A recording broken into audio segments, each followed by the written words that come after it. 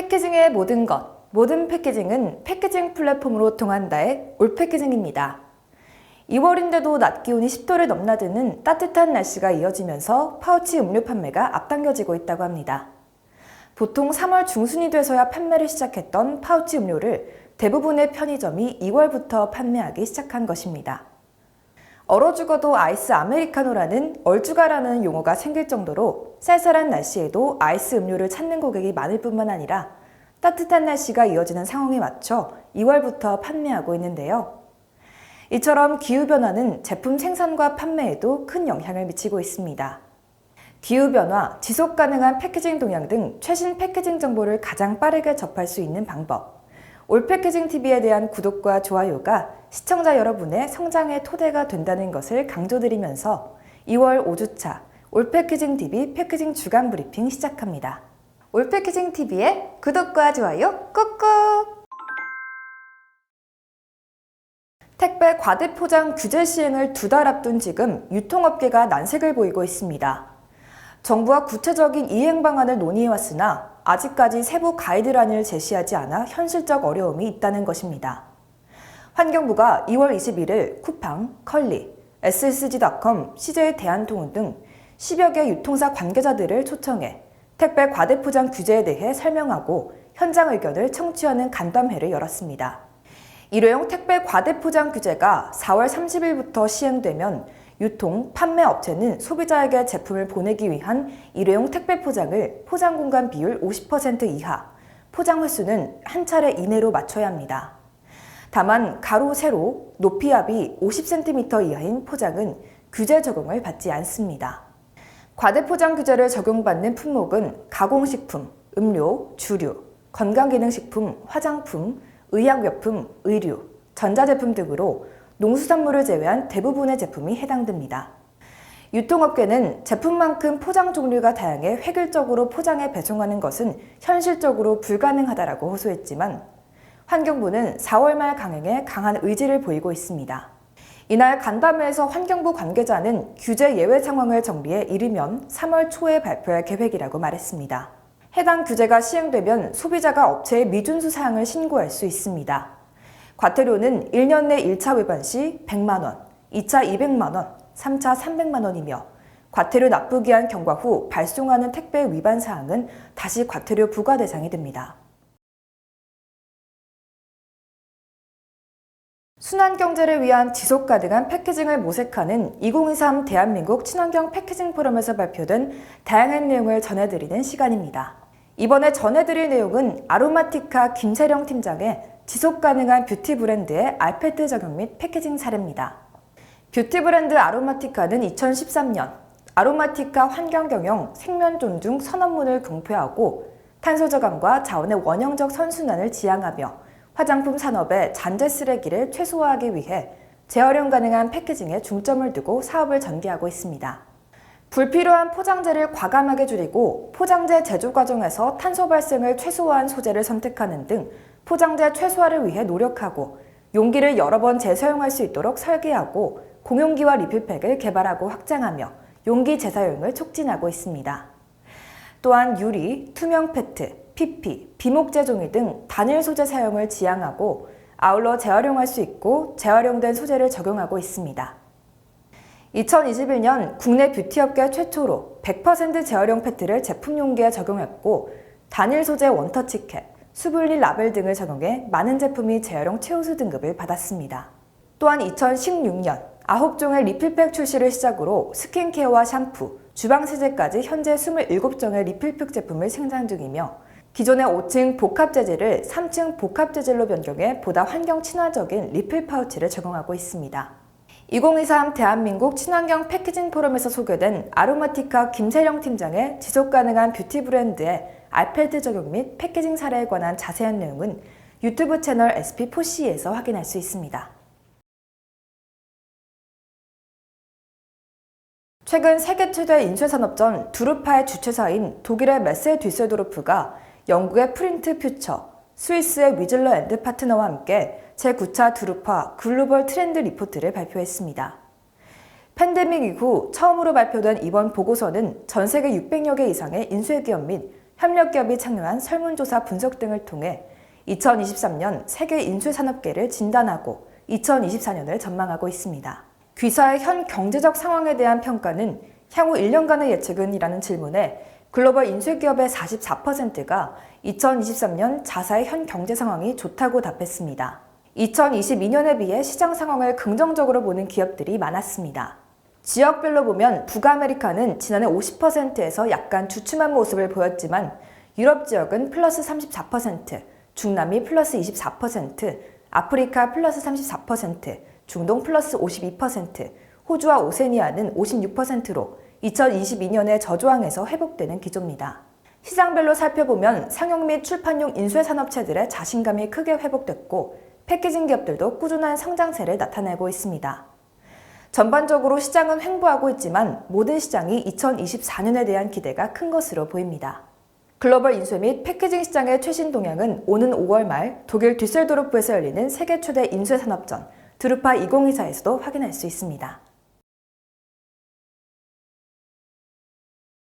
한국공작기계산업협회가 주최하는 서울국제생산제조기술전 심토스 2024가 4월 1일부터 5일까지 5일간 경기도 킨텍스 제1, 제2 전시장에서 역대 최대 규모로 개최됩니다.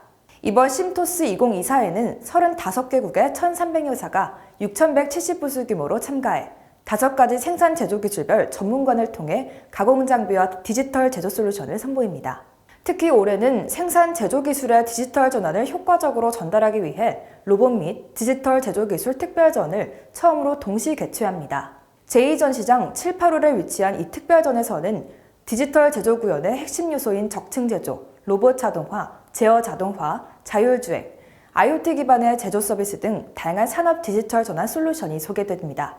주최 측인 한국공작기계산업협회는 2월 23일 심토스 2024 프리뷰 행사를 열고 3가지 키워드로 본 심토스 2024 출품 트렌드, 글로벌 디지털 제조 혁신 컨퍼런스 등을 소개했습니다. 또한 DN솔루션즈, 스맥, 현대위아, 화천기계, 한국트럼프, 아마다 코리아, 인터엑스 등의 참가 기업이 심토스 2024에서 선보일 제품과 솔루션을 선보였습니다. 한국골판지 포장산업협동조합이 2월 22일 서울시 서초구에 위치한 조합사무부에서 2024년도 정기총회를 개최했습니다. 조합은 2024년을 골판지 포장 산업 상생협력 소통의 해로 정하고 업계 전반적으로 상호협력을 강화해 지속가능한 골판지 산업이 될 수 있도록 다양한 사업을 전개할 것이라고 밝혔습니다.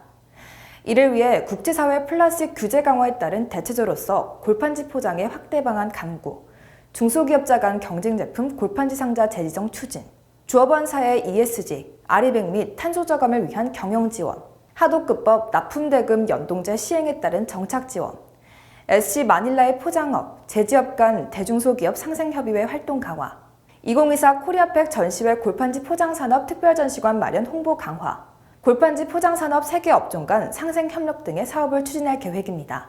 한편 조합은 정기총회에 앞서 제34회 골판지 포장대상 시상식을 진행했습니다. 이날 시상식에서는 민병무 유진판지 대표이사와 유진욱 중앙포장 상무이사가 산업통상자원부 장관상을, 조찬정 삼합판지 팀장과 김찬호 세진판지 팀장이 중소기업 중앙회장상을 수상했습니다. 동아소시오그룹의 종합포장용기 제조기업 수석이 2월 21일 충청남도 당진시 합덕 인더스파크 일반 산업단지에 위치한 수석글라스 공장에서 화입식을 개최했다고 밝혔습니다. 요리공장에 있는 용해로에 첫 불을 붙이는 화입식을 진행하며 본격 가동을 시작한 수석글라스 공장은 부지 면적 48,363제곱미터, 연면적 19,710제곱미터 규모로 용해로 가동 범위는 1일 180톤에 달합니다. 또한 유리병 100mm 기준 1일 생산량이 77만 병에서 144만 병으로 증대됐습니다. 현재 수석은 유리병 사업의 글러스 사업부, 페트병 사업의 플라텍 사업부, 종이상자 사업의 칼라팩 사업부로 구성됐으며 업무체계 일원화, 효율성 증대 등을 위해 흩어져 있던 각 사업장을 당진 합덕 인더스파크 일반 산업단지에 통합 이전하고 있습니다. 수석 관계자는 올해 수석본사와 유리병을 생산하는 글라스 공장을 이전하면서 종합포장재 기업의 발판이 마련됐다며 반세기 넘는 노하우와 고도화된 기술, 최신 설비를 바탕으로 종합포장재 전문기업으로 도약하겠다고 말했습니다. 헤일리온 한국법인이 올 초부터 판매된 센트룸 6종의 제품 용기와 뚜껑을 모두 재생 플라스틱의 소재인 PCR로 변경했다고 밝혔습니다. 이번 센트룸 6종의 PCR 용기 변경은 국내 위탁 생산업체인 콜마 B&H와 긴밀한 협력에서 비롯된 것으로 연간 41톤의 플라스틱이 감축될 것으로 기대하고 있습니다.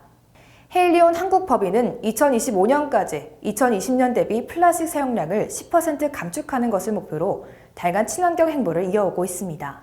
지난해 국내에서 판매되는 모든 센소다인과 파로돈탁스 치약의 튜브 본체를 재활용성이 높은 PBL로 변경했고 2022년에는 플라스틱을 전혀 사용하지 않은 100% 재활용 가능한 포장재를 적용한 센소다인 칫솔 2종을 출시한 바가 있습니다.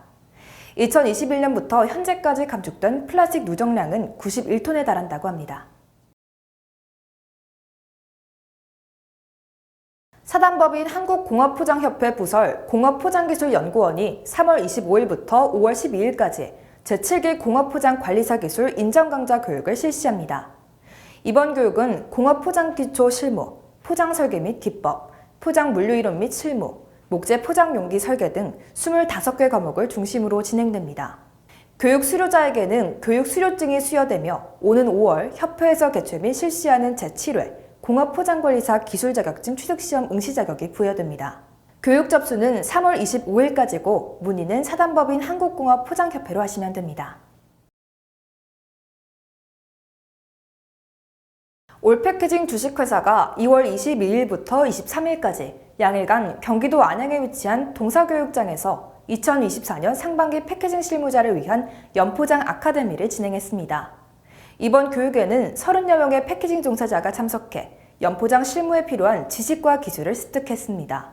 특히 연포장 교육에 권민석 농심차장, 김주학 디오패크팩 대표이사, 김현동 BMTS 대표이사 등의 포장기술사가 강사로 나서 플라스틱 필름의 이해, 연포장재 인쇄, 연포장재 가공과 품질, 연포장용 기능성 필름 등을 강의해 교육생들로부터 높은 호응을 얻었습니다.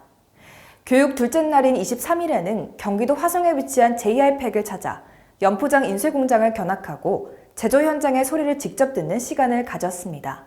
교육에 참여한 한 교육생은 실무 경험이 풍부한 포장기술사가 강의해 업무에 도움이 되는 지식을 많이 알려줘 좋았다며 현장 견학을 한 JR팩은 연포장재 인쇄 환경 관리가 잘 이루어지고 있는 점이 인상적이었다고 말했습니다. 올패키징은 3월 9일부터 4월 14일까지 경기도 안양에 위치한 올패키징 교육장에서 포장기술 전문교육을 시행합니다. 6주간 매주 토요일 오전 10시부터 오후 5시까지 진행되는 교육은 국가기술 자격인 포장기사와 포장기술사 시험을 위한 기초교육과 함께 패키징 관련 실무 담당자들이 현장에서 활용할 수 있는 다양한 실무교육 등으로 구성되어 있습니다. 자세한 내용은 패키징 플랫폼 올패키징의 교육 메뉴에서 확인하실 수 있습니다. 올패키징 주식회사는 5월 말 독일 듀셀도르프에서 열리는 세계 초대 인수산업전 드루파 2024의 참관단을 모집합니다. 올패키징 참관단은 6월 2일부터 9일까지 7박 8일 일정으로 우리는 미래를 창조한다를 주제로 8년 만에 열리는 드루파 2024의 참관, 스위스 취리히에 위치한 골판지와 판지 포장재 제조사 모델그룹 탐방 등을 할 예정입니다. 유럽 패키징 기업의 선진화된 생산 현장을 직접 체험할 수 있는 올패키징만의 차별화된 참관 프로그램에 관한 자세한 내용은 패키징 플랫폼 올패키징에서 확인할 수 있습니다.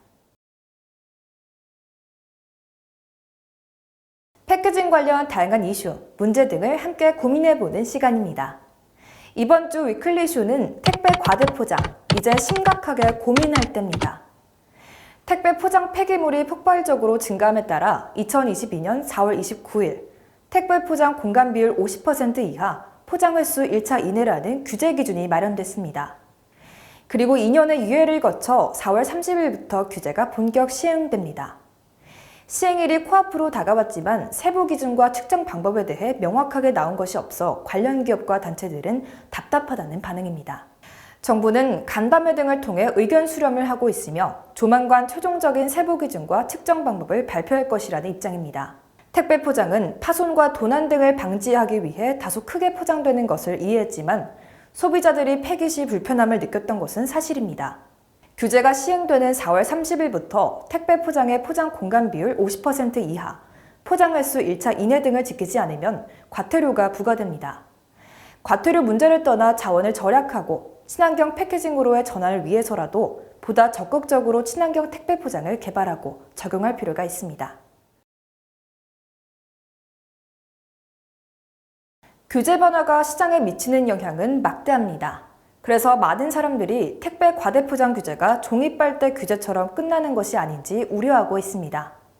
업계가 규제에 적절하게 대응할 수 있도록 세부 기준, 측정 방법, 가이드라인이 하루빨리 나오길 바랍니다. 또한 많은 패키징 기업들이 올패키징 TV와 올패키징 저널을 통해 변화하는 패키징 관련 규제에 적극적으로 대응하며 시장을 선도하길 바라면서 패키징을 통하여 패키징과 함께 패키징을 위한 올패키징 TV의 2월 5주차 방송을 마치겠습니다. 함께해 주신 여러분 고맙습니다. 올패키징 TV의 구독과 좋아요 필수입니다. 눌러주세요.